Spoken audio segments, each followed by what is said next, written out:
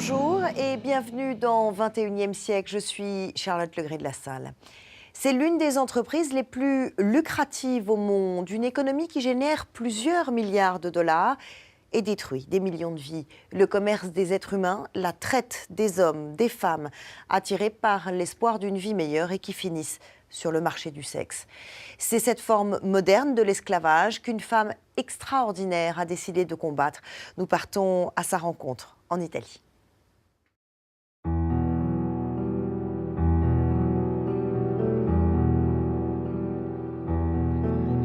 Si vous n'êtes pas audacieux ou courageux, vous ne pouvez pas faire ce travail. Juste parce qu'ils n'ont pas de papier, qu'ils sont amenés ici sans raison, vous comprenez? On n'est pas des criminels, on n'est pas des voyous. Je ne pense pas aux menaces ni à la peur. Parfois, ils vous conseillent « n'allez pas là-bas parce que c'est dangereux ». Parfois, on écoute. Parfois, nous suivons notre propre chemin. Donc, jusqu'à présent, nous avons survécu à tout cela et je suis reconnaissante à Dieu. Joy Ngozi Izielo avance dans un monde qu'elle aurait préféré ne jamais connaître. Dans ce centre de détention d'immigrés à Turin, en Italie, elle va à la rencontre des victimes du plus odieux des commerces, des hommes et des femmes punis et arrêtés par des autorités qui sont au contraire censées les protéger. Donc vous aviez 18 ans quand vous êtes arrivé? J'ai trouvé des jeunes filles victimes, des familles entières victimes de la traite. Quand vous les regardez, vous savez qu'il y a bien d'autres inconnus. Nous savons qu'il y a eu l'esclavage transatlantique et qu'il a pris fin il y a environ 200 ans. Mais maintenant, nous avons de nouvelles formes d'esclavage et la traite des êtres humains en fait partie. Le trafic des êtres humains et l'esclavage des temps modernes. Joy vient du Nigeria. Elle est avocate et professeure d'université, chargée par le bureau du Haut-Commissaire aux droits de l'homme des Nations Unies d'étudier le trafic mondial des êtres humains. En tant qu'expert indépendant, elle travaille bénévolement et prend de gros risques personnels. Aujourd'hui, à l'invitation du gouvernement italien, elle entame une tournée de 10 jours à travers le pays, à la rencontre de femmes et de jeunes filles victimes de la traite.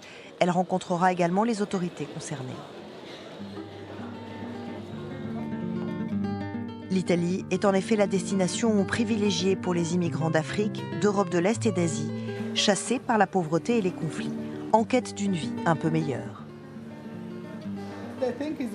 Ils pensent que c'est le paradis qui regorge d'or, de dollars et de livres sterling. Mais c'est très loin de la réalité.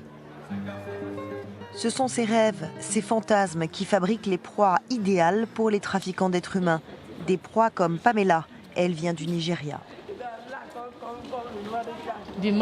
L'homme qui m'a dit que sa sœur avait besoin d'une nourrice en Italie était un ami de ma sœur.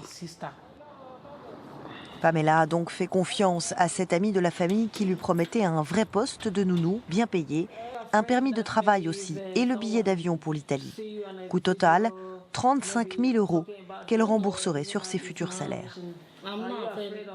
Des promesses, mais en réalité, la traversée du Sahara entassée avec 150 autres dans des camions, puis sur un bateau pour rejoindre l'Europe. Destination Lampedusa, une petite île au sud de l'Italie, la porte d'entrée en Europe pour les immigrants. Ils arrivent ici par dizaines de milliers chaque année. Beaucoup d'autres meurent en chemin. En octobre 2013, plus de 300 migrants ont péri noyés après que leur bateau, surchargé, a chaviré. L'un des drames les plus meurtriers dans l'histoire récente de l'immigration. Voir ce qui s'est passé à Lampedusa, voir ces cadavres en train d'être marqués, 1, 2, 3 cercueils, c'était vraiment triste de voir ça sur CNN. J'ai pleuré. 5 ans plus tôt, Pamela avait fait ce même voyage et y avait survécu. À l'arrivée, elle avait été interrogée par les autorités de l'immigration. À Lampedusa, quand j'ai été arrêtée la première fois, la deuxième fois, la troisième fois, personne ne m'a jamais dit que j'avais le droit de demander un titre de séjour ou la permission de rester dans le pays. Personne. Si on lui avait posé les bonnes questions, elle aurait pu être identifiée comme une victime des trafiquants et en vertu du droit italien, ainsi bénéficier d'une protection. Mais comme tant d'autres, elle est passée au travers des mailles du filet. Son sort est resté insoupçonné. Ce qui manque, c'est la capacité à identifier ces victimes, parce qu'elles ne sont pas clairement visibles. Elles n'ont pas « Je suis une victime de la traite » écrit sur leur front. Guido Savio est avocat en droit de l'immigration. Il admet que les autorités sont débordées par le grand nombre de migrants qui arrivent ici pleins d'espoir et par le manque criant de moyens. Les réelles victimes de la traite sont ainsi laissées sans protection.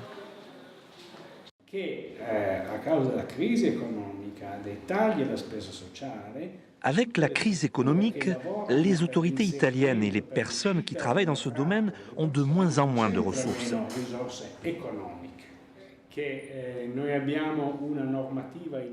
En Italie, il y a une assez bonne loi contre le trafic, mais les policiers qui doivent faire face à cette situation d'urgence n'ont pas tous la formation pour savoir reconnaître les victimes de la traite. Ils ne les soumettent pas au protocole de contrôle. Ils les déplacent comme des marchandises vers un autre endroit. Et cet endroit, c'est un camp de détention. C'est exactement ce qui est arrivé à Pamela. Depuis le centre de détention, elle a appelé le seul numéro qu'elle connaissait. À l'autre bout du fil, la femme censée devenir son employeur en Italie. Un voyage encore plus terrible allait alors commencer pour Pamela. Mon premier jour de travail, je me suis cachée. Je suis allée me mettre dans un coin. J'ai pleuré et pleuré parce que je n'avais jamais fait quelque chose comme ça dans ma vie. Son travail, vendre son corps dans la rue, du sexe pour rembourser l'énorme somme de 35 000 € avancée par son soi-disant employeur. Une femme de plus, piégée par les trafiquants du sexe, par la promesse d'une vie meilleure en Europe. Comme des milliers d'autres, elle s'est retrouvée enfermée dans cette nouvelle prison, à l'insu de tous. La police ne se demande même pas si cette femme dans la rue est peut-être une victime de la traite.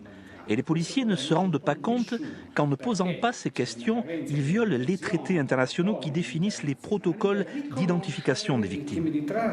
C'est le cas en Italie, mais aussi dans beaucoup d'autres pays. Et c'est ce qui permet aux trafiquants de continuer de faire prospérer cette économie parallèle.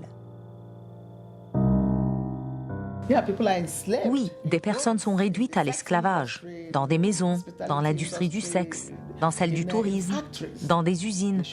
On ne devrait pas les traiter comme des criminels. On devrait leur offrir une assistance inconditionnelle, parce qu'une fois qu'une personne est identifiée comme victime de la traite, un autre ensemble de règles doit s'appliquer. C'est important de joindre nos efforts dans des enquêtes qui permettent de démasquer les gangs criminels derrière ce trafic, car il est là le problème. Mais la traite des êtres humains est un commerce lucratif. S'y attaquer n'est pas simple. On estime qu'en 2005, cette économie a généré 32 milliards de dollars, avec 2,4 millions de personnes piégées dans cette forme d'esclavage moderne. Une estimation sans doute en dessous de la réalité. C'est ce genre de choses qui me pousse à agir, à trouver comment on peut vraiment changer les choses. C'est un engagement, pas seulement envers l'humanité, mais pour toutes ces victimes de la traite. Car on pense à toutes celles qui ne seront jamais découvertes en vie, ou à leurs proches qui ne sauront jamais ce qui leur est arrivé exactement.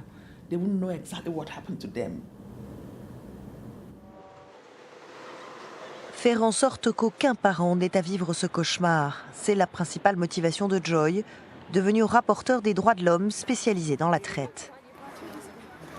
Chaque année, elle fournit des rapports détaillés au Conseil des droits de l'homme des Nations Unies, ou bien à l'Assemblée générale. Elle partage ses constatations sur le terrain et émet des recommandations pour mieux combattre ce trafic. La traite des personnes exige une réponse multilatérale et pluridisciplinaire. Et aucun pays, aucune entité ne peut la combattre seule. Depuis qu'elle a reçu ce mandat, Joy a visité 15 pays et a remporté quelques victoires. J'ai été dans des pays où il n'y avait pas de loi. Et finalement, une loi a vu le jour. Ça me rend heureuse. Mais le chemin est encore long. Une loi ne suffit pas, encore faut-il qu'elle soit appliquée. Le gouvernement a l'obligation première de protéger quiconque est sur son territoire et sous sa juridiction. En Italie, Joy et son équipe multiplient les réunions avec les représentants du gouvernement, les autorités, mais aussi les groupes de soutien aux victimes de la traite. Vous devez vous assurer que vous avez des statistiques. Combien de personnes sont victimes de la traite? Quelle forme de trafic est la plus répandue? D'où vient le problème? Vous mettez en place un plan et vous dites qui va faire quoi. La formation, la police, l'immigration. Joy rencontre aussi des survivantes comme ces femmes dans un foyer créé par le gouvernement. Ces femmes identifiées comme victimes ont ainsi pu recevoir la protection et l'aide auxquelles elles avaient droit. Combien avez-vous gagné pour pouvoir les rembourser avant qu'ils ne vous livrent? J'ai payé 30 000 €. Pour les personnes identifiées comme victimes de la traite, l'Italie offre la meilleure assistance de toute l'Europe.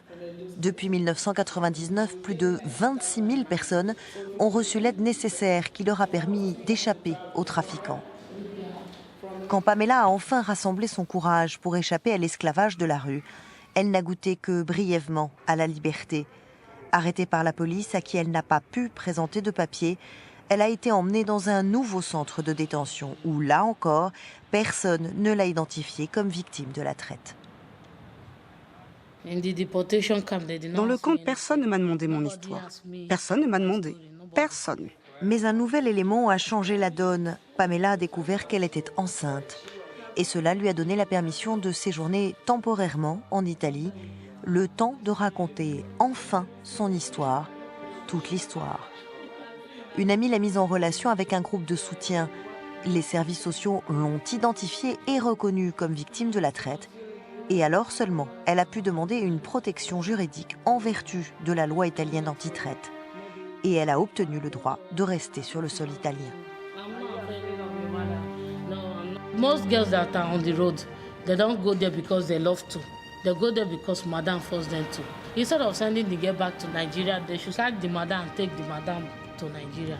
Aujourd'hui, Pamela coopère avec les autorités pour retrouver et poursuivre cette femme qui l'a réduite en esclavage. Pamela va mieux, elle est libre et peut parler. Mais pour toutes les autres, sans visage et sans voix, c'est pour elle que Joy continue de se battre. Cela se passe partout dans le monde et nous ne devrions pas nier cette réalité. Si nous pouvons mettre fin à l'esclavage transatlantique, pourquoi est-ce que cela se produit encore? Moi, je pense que ça a assez duré. Nous devons dire non, parler fort et y mettre fin. Et comme ça, éradiquer la traite des personnes, cette forme moderne de l'esclavage.